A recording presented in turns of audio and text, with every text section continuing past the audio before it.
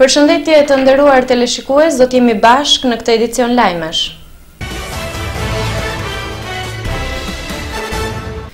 Uji i pishëm në qytetin e Delvinës prej disa javësh rezulton i ndotur. 10.000 banor përdorin për konsum ujin e çesmave publike. Shkak i ndotjes janë bërë ngarkesat mikrobike që vijnë nga nëntoka. Nga 10.000 banor të qytetit Delvinës, 3.000 prej tyre ka muaj që marrin ujë të pishëm në çezmat e lagjes. Janë banor të lagjes Nën Tetori dhe Sinan Ballaci, që përballen prej muajit nëntor të vitit kaluar me vështirësinë e furnizimit me ujë të pishëm. Shkak është bërë sipas ekspertëve të shëndetit publik, ndotja ujit nga ngarkesa mikrobike që mendohet se vijnë nga nëntoka. Kryetari i Bashkisë së Delvinës, Durim Alinani, thotë se situata veçantë është përballur nga pushteti vendor me masa plotësuese. Kemi mundsuar furnizimin në rrugë alternative, shpreh Alinani, duke instaluar çezma publike nga burime të tjera. Alinani mohon që situata problematike të jetë e ardhur për arsye të keq menaxhimit nga ana ujësillësit apo moskëqyrje të klorinimit të ujit. Janë bërë 2 analiza nga të cilat ka rezultuar se ndotja ujit dhe ngarkesa bakterialeti është me origjinë nga shtresat e nëntokës. Ndërkohë mësohet se edhe në gjendjen që ka rezultuar i ndotur uji që shkon në familje, është i përdorshëm si ujë komunal. Kreu i Bashkisë Alinani thotë se pritet të gjendet zgjidhja përfundimtare, duke instaluar impiante pastrimi që teknologjia ofron. Por sipas ekspertëve, më parë duhet të saktësohet lloji i ngarkesës mikrobike që përmban ujë dhe më pas të vendoset për të instaluar impiantin e duhur.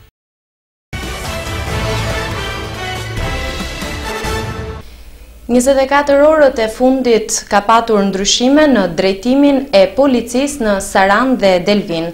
Në këto 2 qytete u emëruan 2 drejtues të rinj të institucioneve të policisë. Krerët e policisë në Saran dhe Delvin kanë ndryshuar një ditë më parë. Burime policore thanë se nga komisariati i Delvinës ikon Ermir Gërxhani, shefi i këtij komisariati, dhe shkon me detyrë në sektorin e qarkullimit në Fier. Në vend të tij është emëruar Xhemi Biraçi, numri 2 i njësisë së qarkullimit rrugor në Gjirokastër. Sokol Noka, deri dje shefi i komisariatit të Sarandës, emërtohet në drejtorinë e përgjithshme të policisë së shtetit në sektorin e pastrimit të parave. Në krye të komisariatit të Sarandës vjen Renaldo Çulli, duke lënë detyrën që mbante në drejtorinë e policisë së përgjithshme për bashkëpunim ndërkombëtar. Çulli ka një karrierë të gjatë në shërbimin e policisë së shtetit, ndër të tjera me eksperiencë disa vjeçare pune edhe në Interpol Tirana. Këto janë ndryshimet e dyta në policitë e Sarandës dhe Delvinës prej fillimit të vitit 2012.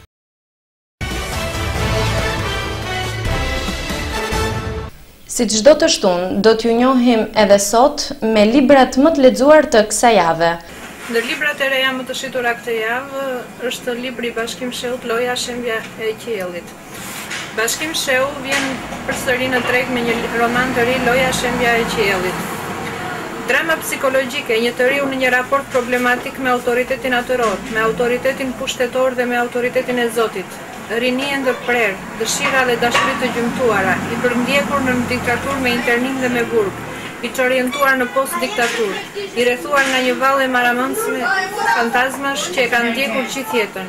Siç thuhet në roman, kërkon rrugdaljen nëpërmjet fesë dhe nuk arrin të besojë. Është miqësuar ndërkaq me një prift franceskan, bashkëvuajtës i tij, tek i cili gjen mbështetje shpirtërore, dhe dikur, mbas burgut, vendos të shpagohet për mikun. Një shpagim pa dhunë e megjithatë i tmerrshëm, i pamëshirshëm. A mund të shkojë gjë në fund asaj që ka vendosur? Në fabulën e romanit ndërthuren skena të 2 epokave, duke përfshirë edhe ngjarje reale të futjes së armëve në kuvendin franceskan të Shkodrës nga sigurimi i shtetit. Mirela Sula, autore e Mos e lër mendjen të ik, vjen me një roman të ri, Pasioni pjesëtuar, një grua përgjërohet për dashurinë. Pasioni pjesëtuar është një roman lirik psikologjik, që ka trashëguar nga poezia veçoritë më të mira të autores, thellësinë, nën tekstin, lirizmin, që rrjedh si rrymë e brendshme. Shtëpia votuese Albas ka sjell një seri të tërë për fëmijë të ciklit të ulët. Është seria Një familje e papare me 8 tituj: Ndim po ndrojmë shtëpi, Një ditë që fillon ters, Një mërkure pa zakon, Kur të zën me presh në dorë, Bebja jo ndonjë gjë e madhe, O Zot çfarë nate, Një e diel koti, Shumë zhurmë për asgjë. Janë libra me fantazinë për këtë moshë, libra shumë të bukur. Për fëmijët më të vegjël, 2 deri në 4 vjeç, kanë dalë 2 libra të tjerë të rinj nga shtëpia votuese Albas, Ku është lotra dhe Ku është ushqimi. Këto janë një pyetësor me figura, ku fëmia duhet të hapi faqen që është përgjigja e saktë dhe në momentin që hapet kjo faqe dëgjohet muzika apo e kafshës apo e përgjigjes së saktë që do japet. Është një serial i bukur që vën në fantazinë e fëmijës në këtë moshë. Faleminderit. Grupi i të rinjve të LSI-s organizoi një ditë më parë 1 marsin festën e pranverës. Me këtë rast, qindra të rinj morën pjesë në ndezjen e një zjarri në pikën turistike të Kalas së Lëkurësit. Grupi të rinjve të LSI-s organizoi festën e pranverës në Sarandë. Ditën e premte në mbrëmje, grupi të rinjve të LSI-s organizoi festën e pranverës në pikën turistike të Kalas së Lëkurësit. 10 të rinj kanë ndezur zjarrin si simbol i ardhjes së stinës së bukur. Burime nga LRI Sarandë thanë se në fest mori pjesë dhe kryetari i kësaj partie në qytetin ton, zoti Gjergji Mano.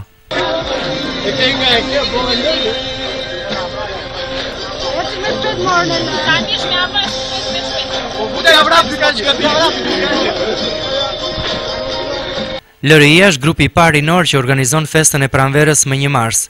Të rinj thanë se kjo festë do të kthehet në një traditë e re për qytetin. Ndezja e zjarrit sipas disa besimeve fetare më datën 1 mars simbolizon largimin e këqijave dhe ardhin e stinës së luleve.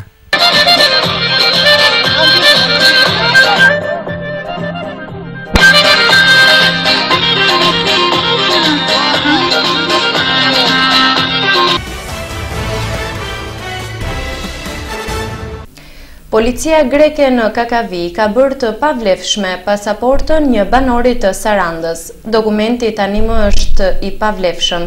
Qytetari i Sarandës kërkon ndihmën e shtetit shqiptar për këto ngjarje të përsëritura. Policia greke në Kakavi dëmtoi pasaportën një qytetari të Sarandës. Një ditë më parë, policia helene i ka dëmtuar dokumentin e identifikimit një banori të qytetit ton. Burimet e Saranda Televizion mësuan se ngjarja ka ndodhur gjatë kontrollit në pikën e kalimit kufitar të Kakavijes. Ja si shprehet qytetari sarandiot pas kësaj ngjarje. Një padrejtësi nga policia greke. Vete në Kakavi bashkë me djalin. Më merë pasaportën për të kontroluar. Por në pasaport, ma mori më tha prit 5 minuta se o ta kthej pasaportën. Për ma ktheu pasaportën, ma ktheu me krik. Të shënuar një krik. Kurse unë i tha që pse e shënove këtë krikin? Që s'ma dhe pasaportën? Që unë të kthejsha pa prishur pasaportën. Pse ma prish pasaportën? Kush ta ka dhënë të drejtit në prish pasaportën mua? A i më kthe mua një përgjigje që neve kemi urdhër nga qeveria greke që i bëjmë të punë.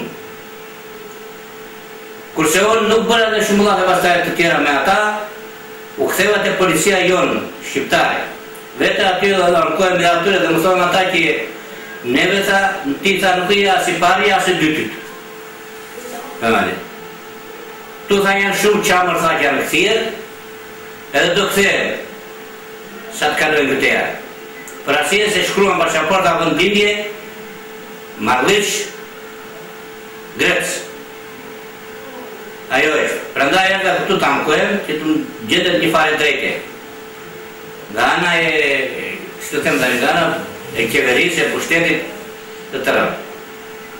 Si mendoj të zgjidha në mund, si mendoj të zgjidha nëse shikoj që ka mund si të zgjidhë. Si të zgjidhë. Të punë do të zgjidhë, në me thënë ata që kam të drejtë për të zgjidhë. Policia greke në pikat e kalimit kufitar shpesh reagon ashpër ndaj qytetarëve sarandiot në kalimin e kufirit. Rasti i mësipër më shpërsëritur disa herë në muajt e fundit.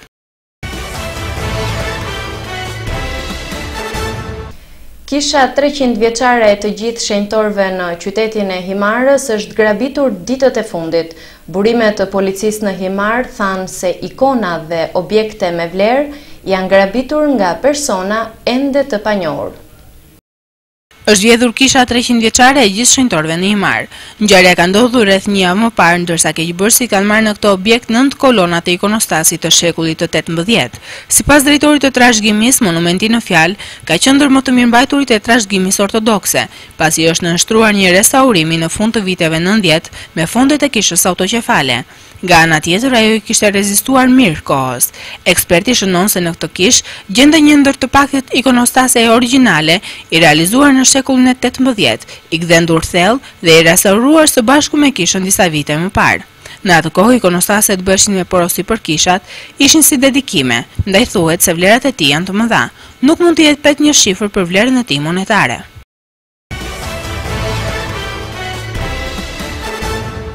Komuna e Lutfinjës në Tepelenja akordoi titullin Nderi Komunës pas vdekjes zotit Elmas Paja. Ceremonia e rastit u zhvillua në fshatin Zhapokik, ku morën pjesë antar të kësaj familje që tani jetojnë në qytetin e Ksamilit. Komuna e Luftinjës në Tepelen vlerësoi familjen Paja me titullin Nderi Komunës. Këshilli i Komunës së Luftinjës në Tepelen i dha pak ditë më parë familjes Paja që jeton në Ksamil titullin e lartë Nderi Komunës akorduar zotit Elmas Mehmet Paja. Në dokumentin e posaçëm thuhet se familja e zotit Elmas Paja ka dhënë kontributet të çmuara në jetën e fshatit Zhapokik, që është pjesë e kësaj njësie vendore. Ceremonia u organizua në fshatin Zhapokik, ku morën pjesë zyrtarë të komunës, miq dhe të ftuar të kësaj familje të njohur. Aktiviteti u shoqërua me një veprimtari festive të organizuar me këtë rast. Midis Ballit dhe Partisë Komuniste, Elmazi u bë antar i Këshillit Nacional Qytetar të asaj zone. Pas zgjerimit të ratit, Elmazi ishte kundra regjimit komunist. Në 1948 e mbështeti këtë lidhje dhe ishte shefi i shtabit. Sinjëkohësisht edhe vëllai tia ishte antar i asaj qete. Pa qërimit, vendimi i Elmazit, mori këtë komunist në 1948 që kërë. Në vitin 1951, a i usisua me titull kullar, 70 me rapë. A i nuk hoqët dorën nga janë atyra për një demokraci të vërtet të rrëdeshme. Në 1967, a i u largua nga jeta, u faleminderit parë në ti. Një pjesë e familjes patriotike Paja nga fshati Zhapokik e Tepelenës jeton tani në qytetin e Ksamilit. Prej vitit 1993 me lëvizje demografike në vendin ton, kjo familje u zhvendos drejt Sarandës.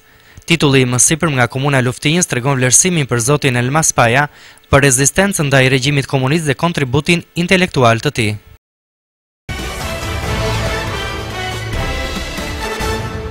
Një makinë kaloi forcërisht kufirin në pikën doganore të Qafbotës. Burime policore thanë se më pas automjeti u bllokua nga efektivët e policisë në qytetin e Prevezës në zonën e Thesprotis.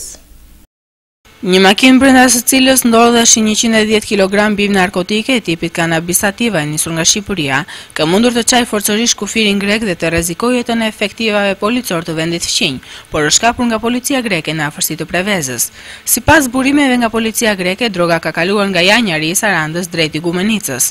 Policia greke ka pikasur automjetin dhe i ka bërë shenjë për të ndaluar, por drejtuesi i automjetit nuk i është bindur dhe ka vijuar rrugën.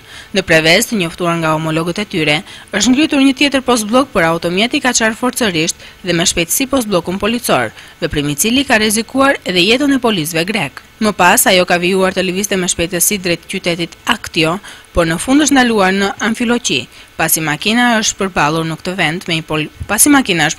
vend me një postoblok të përforcuar. Policia greke ka sekuestruar lëndë narkotike dhe ka arrestuar drejtuesin e mjetit, një djalë të ri që rezulton person me precedent penal dhe në kërkim për trafik droge, por nuk jep emrin e tij.